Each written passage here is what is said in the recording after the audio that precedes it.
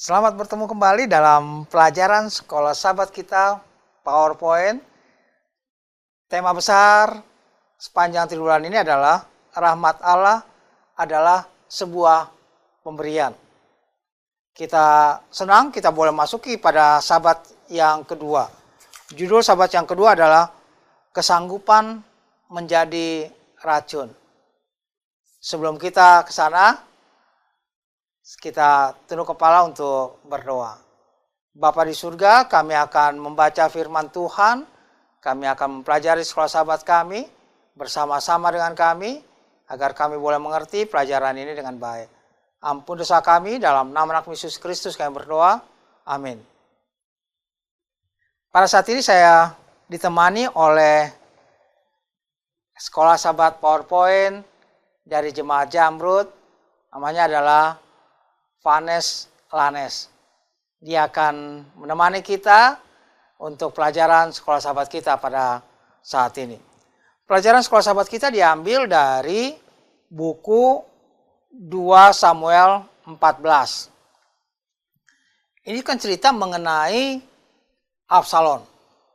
Absalom itu katanya orang yang memang demikian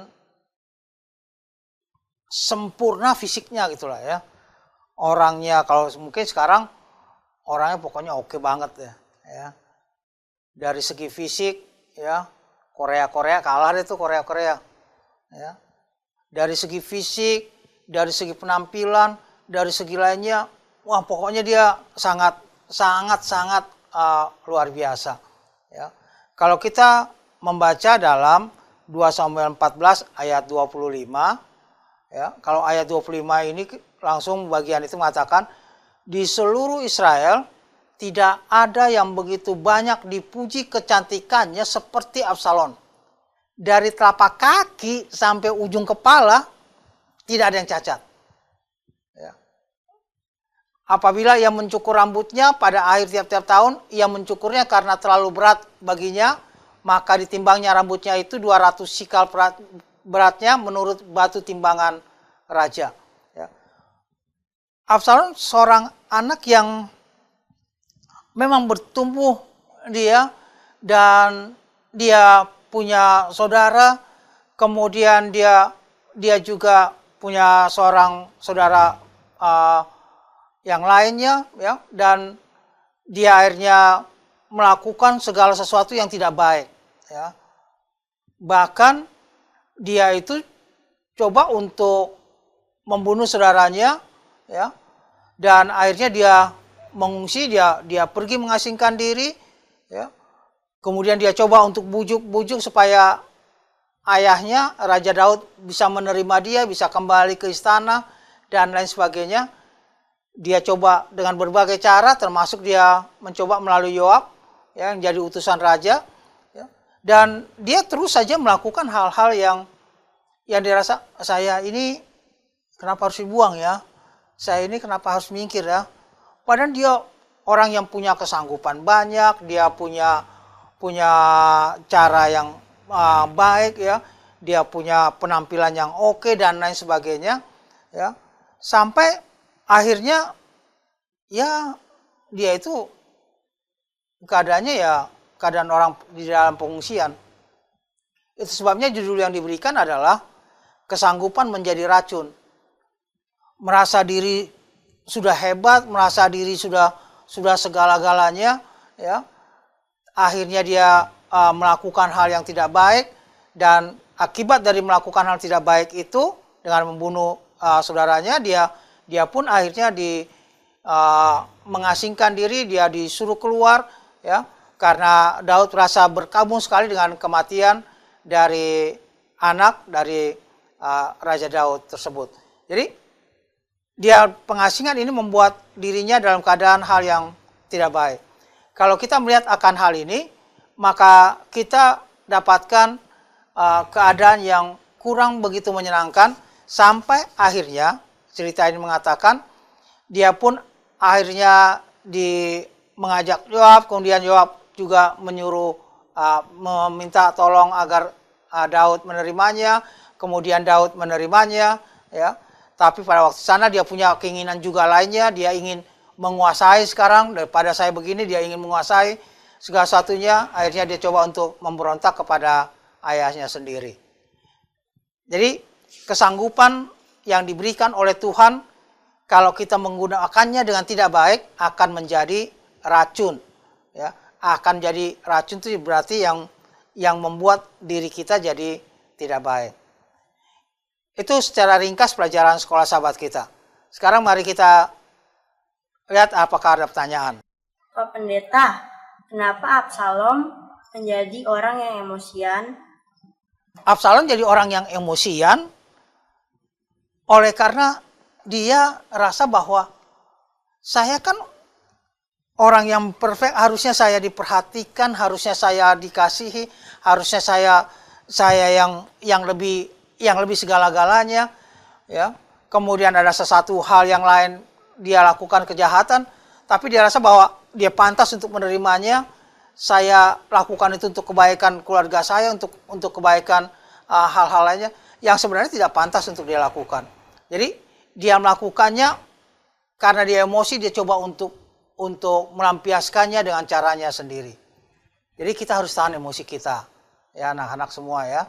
Anak-anak PowerPoint harus bisa tahan emosi.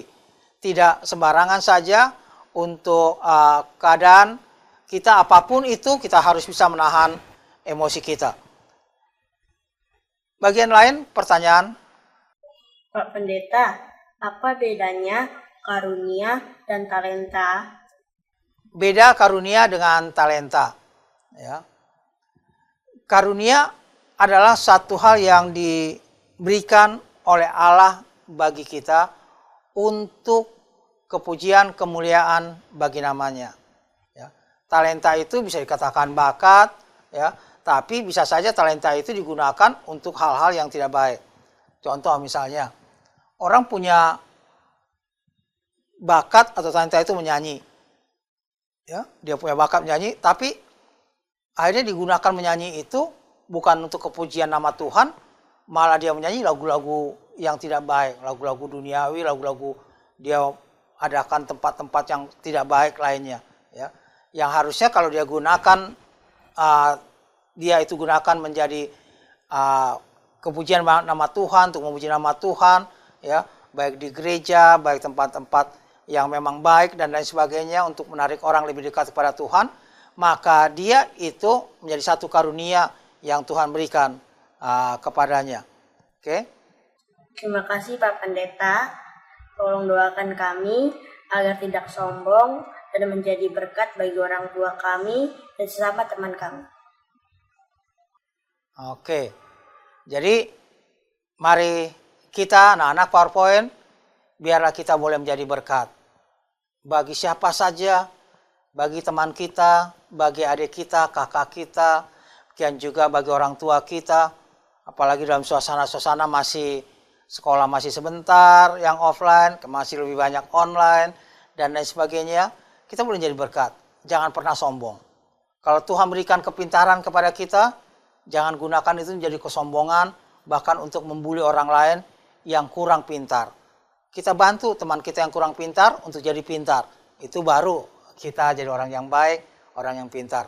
Jadi mari kita gunakan kesanggupan yang Tuhan berikan kepada kita, boleh menjadi berkat bagi teman, bagi keluarga kita, boleh menjadi kepujian bagi nama Tuhan. Tapi kalau kita gunakan kesanggupan itu menjadi hal-hal yang tidak baik, membuli teman kita, jadi kita ini sombong dan lain sebagainya, itu jadi racun bagi diri kita. Ini pelajaran bagi kita, mari kita tunduk kepala untuk berdoa. Bapa di surga, terima kasih atas pelajaran pada saat ini.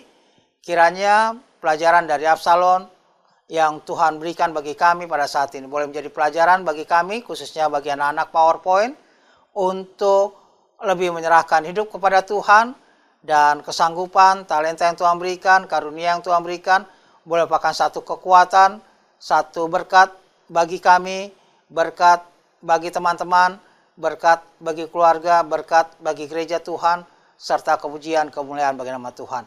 Memberkati semua anak-anak PowerPoint, memberkati Vanes Lanes dalam pendidikannya dan juga dalam masa depannya.